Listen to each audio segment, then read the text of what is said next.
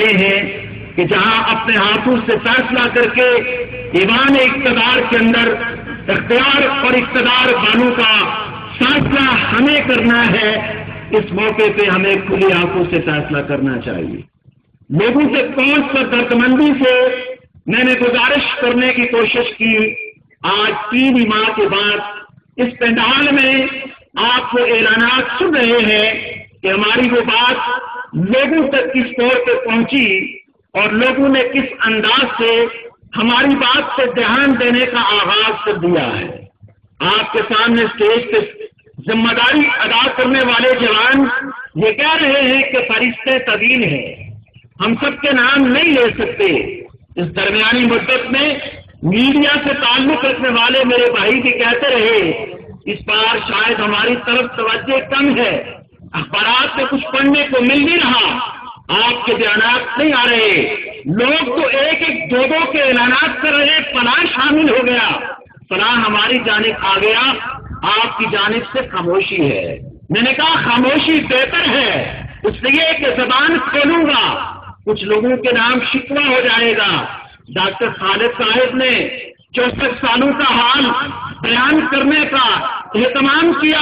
مجھے رشید ترابی مشکل میں نظر آ رہے تھے، اس لیے کہ بہت سارے لوگ للچائی ہوئی نظروں کے ساتھ جوانوں آپ کی طرف دیکھ رہے ہیں، پورے کشمیر میں پھیلے ہوئے چمکتے ہوئے یہ ستارے ہمیں کام آ جائیں، اس لیے میں نے کہا خاموشی بہتر ہے۔ ہاں میں استاد کا بیٹا ہوں، گستاخی نہیں کرنا چاہتا، اس لیے کہ نام لوں گا کسی کی دل آزاری ہوگی۔ ان 64 سالوں میں ہم جس انجام کو پہنچے، جس صورتحال سے دوچار ہیں، اس کے ذمہ دار کون ہے؟ کوئی آپ کے لیے انجانے نہیں ہے، آپ کو میرے اپنے ہیں، اس لیے میرے بھائیوں میں تو اجتناب کرتا ہوں اس بات سے کہ کس کا نام لیں، اس حال کو کس طور پہ بیان کریں،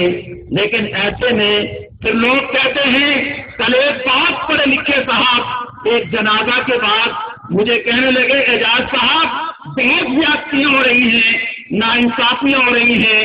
ظلم ہو رہا ہے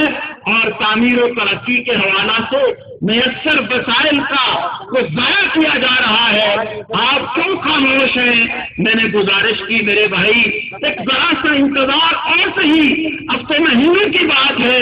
5 سالوں میں ان لوگوں کو بڑی ڈھیل دی ہے، ادھر ادھر ان دفتروں میں بیٹھے ہوئے لوگوں کو بھی ہم نے بہت ڈھیل دی ہے، جو ناانصافیاں یہ کر رہے ہیں ہم نے ٹھنڈے پیٹوں انہیں برداشت کیا، انہیں موقع دیا، ہاں یہ 5 سال پورے کر کے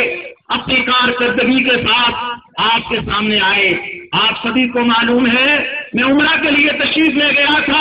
زاہد رفیق نے اس بات کا فیصلہ کر لیا نہیں بہت ہو گیا، ہمیں نکلنا چاہیے، لوگوں کو بتانا چاہیے،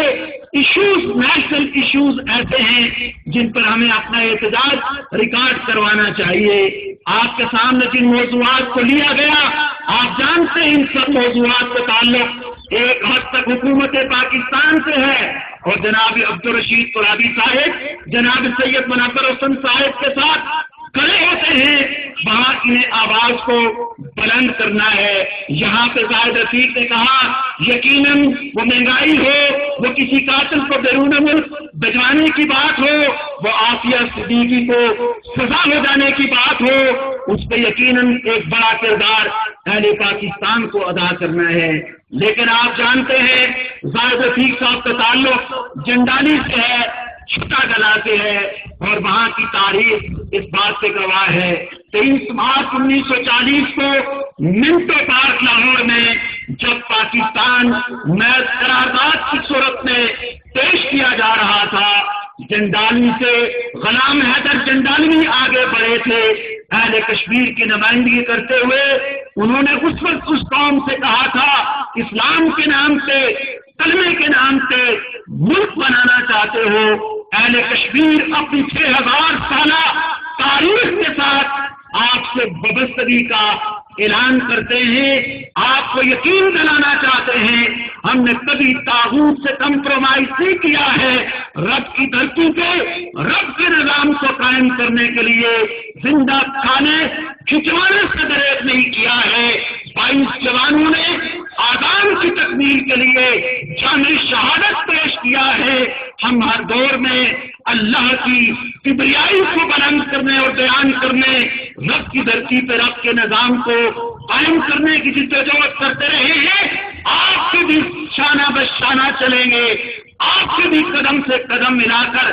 آگے بڑھیں گے، اس پاکستان کے حصول کی جدوجہد میں اپنا حصہ ادا کریں گے۔ زاہد رفیق صاحب نے کہا آج پاکستان میں بڑا اندھیرا ہے، اس اندھیرے کے اندر بھی شمع جلانے کے لیے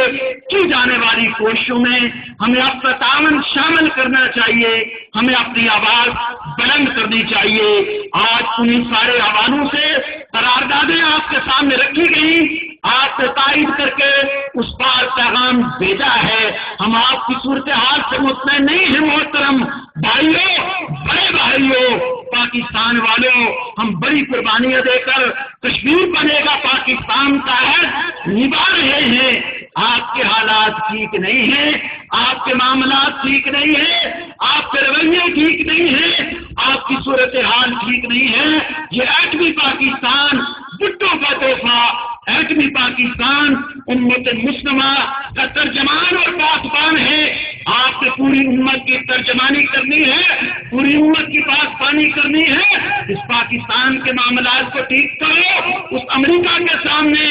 گھٹنے ٹیکنے والا رویہ تبدیل کرو، اس قوم کی سرعام تبدیل کے سلسلے کو بند کرو اور اپنے معاملات کو ٹھیک کرو۔ آپ کے ہاتھ سے مساری چیزیں یہاں پہنچتی ہیں، آپ کے معاملات ہمارے اوپر اثر انداز ہوتے ہیں۔ پیٹرولیم مصنوعات کے اندر آپ نے جس طور پہ قیمتوں میں اضافہ کیا ہے، ہمارے اوپر اس کا بڑا اثر پڑتا ہے۔ آپ اسلام آباد کی چمکتی دمکتی سڑکوں کے اوپر گاڑیاں چلاتے ہو، سی این جی پہ بھی وزارت کر لیتے ہو۔ ہمیں ایک غازی ملت روڈ بھی جس طور پہ بنا کے دی جا رہی ہے، اس میں ہمارے پاس میسر سارے وسائل ڈرین ہو رہے ہیں، نچوڑے جا رہے ہیں، اور کس طور ہم